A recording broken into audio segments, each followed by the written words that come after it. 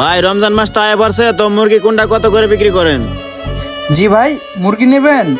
দেখেন কোন মুরগি নেবেন, সাদাটা নেবেন না লালটা নেবেন?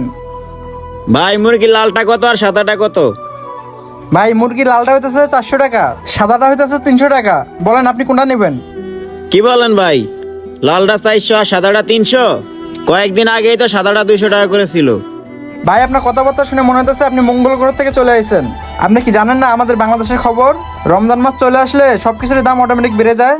ভাই বাংলাদেশ হয়েছে তো কি হয়েছে, রমজান মাস আসলে কি সবকিছুর দাম বাড়াই দিতে হবে? দেখেন ভাই, আমি এখানে ব্যবসা নিয়ে বসছি, আপনাকে কৈফিয়ত দেওয়ার জন্য না। আপনার যদি ভালো লাগে তাহলে নেন, না হলে দোকানের সামনে থেকে চলে যান। ভাই কাস্টমারদের সাথে এরকম ব্যবহার করতেছেন কেন? আচ্ছা বাদ দেন, আমাকে ছোট থেকে সাদা একটা মুরগি দেন। আচ্ছা খারান, দিতাছি। কিছু কাস্টমারের কথা শুনে মাথা পুরাই গরম হয়ে যায়। ছোট মুরগি চাইলো, ছোট মুরগি তো পাইতেছে না, সবই তো বড় লাগতেছে। এটা উঠিয়ে মাপ দিয়ে দেখি কত টাকা।